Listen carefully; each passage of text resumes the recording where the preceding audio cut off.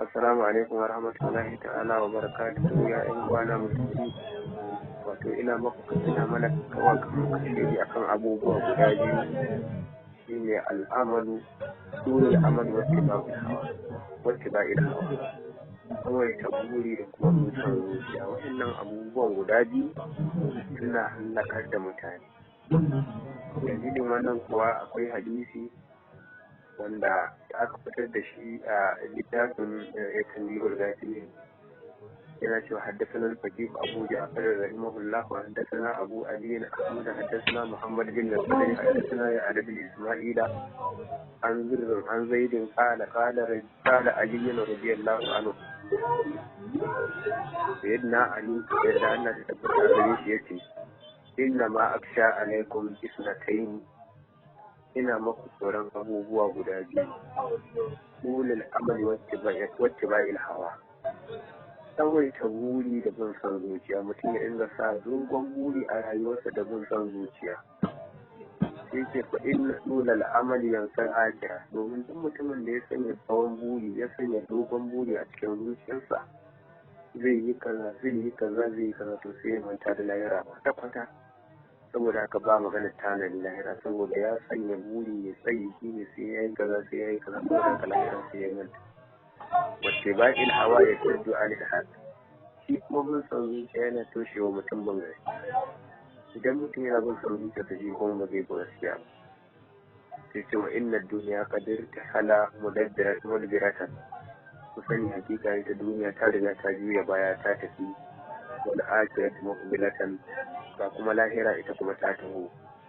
Wani kulli wahidatin min kuma banu, da dukkanin kowace da duniyar da lahira kowanne suna da yaya, kowace tana da yaya, lahira tana da yaya, duniya tana da yaya. Sai ce fa kunu min abna'il akhirati wa la takunu min abna'id dunya, ku kasance 'ya'yan lahira, kada ku kasance 'ya'yan duniya. Ma'ana wanda ya kasance dan lahira shine wanda zai dinga aiki dan lahira. domin fa'inal abda fa'inal ibna fa'inal walada ya taba umu, domin duk ɗaya na bin mahaifiyarsa. To da haka duk wanda yake ɗan lahira shi ne zai yi aiki ɗan lahira don ya tanadi saboda kuɗi, shi ko wanda yake ɗan duniya shi ne wanda zai shaga. Fa'inal yawma amalun wala hisabun, domin yau abin da ake nufi da yau duniya aiki ne kawai ba hisabi. Mai sallah yana yi, mai azumi yana yi, mai aikin hajji yana yi, mai tasama yana yi, mai shan giya ne, kowa yake kyamar wanda ake misali. Wa inna gadan hisabun wala amal, amma mu wani kiyama kuma ta ake ne kawai ba aiki. Ita ma wani aikin da za ta yi rubuta mala da sai dai hisabun da ka aikata, abin da ka aikata yi ma misali. Ya'ani abin da yake nufi aksiru min al'amari fi hadha al-yawm, ku yawaita aiki, ku yawaita biyayya ga Allah, ku yawaita alheri fi hadha al-yawmi, a cikin wannan wuni shine wunin duniya. Fa innakum la taqdiruna gadan al-amal, domin gobe da kiyama ba ku da aiki, ba ku da niyyar ku aiki sai kuma aiki sai. Kamar dan siyasa ne, lokacin da aka ce za a zo a yi zaɓe, a lokacin zai iya yin sakaci, amma lokacin da za a iya riga kuriya sai ya yi burin ina ma za a tattaro waɗansu, saboda hankalinsu sai ya tashi, saboda ya san yawan kuri'ar nan yake so ya gani. Saboda haka lokacin duk zai yi tunanin Allah ya sa ya mutane da yawa sun zaɓe shi. Amma lokacin da yake wannan ake zaɓar da aka na da yawan mutane ba zai damu ba, sai ya shagala, sai ya dinga tunanin ai za a iya zaɓar sa. Amma lokacin da aka gama aka ce canzawa za a yi, to hankalinsu zai tattara. Assalamu alaikum wa rahmatullahi ta'ala wa barakatuhu ya ƴan kwana musulmi. Wato ina mana kawa kashe akan abubuwa guda biyu, shine al'amalu dole amalu wacce ba ila hawa, kawai ta buri da kuma mutan zuciya. Waɗannan abubuwan guda biyu suna hallakar da mutane. Dalilin wannan kuwa akwai hadisi wanda aka fitar da shi a littafin Tanbihul Ghafilin.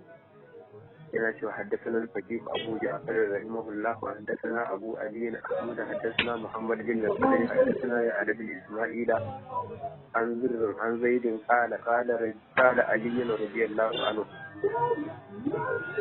sayyidina ali da Allah ta tabbata gare shi yace inna ma aksha alaikum isnatayn, ina maku tsoron abubuwa guda biyu, ulul amali wacce ba'il hawa, tsawaita buri da bin son zuciya. Mutum ya dinga sa dogon buri a rayuwarsa da bin son zuciya.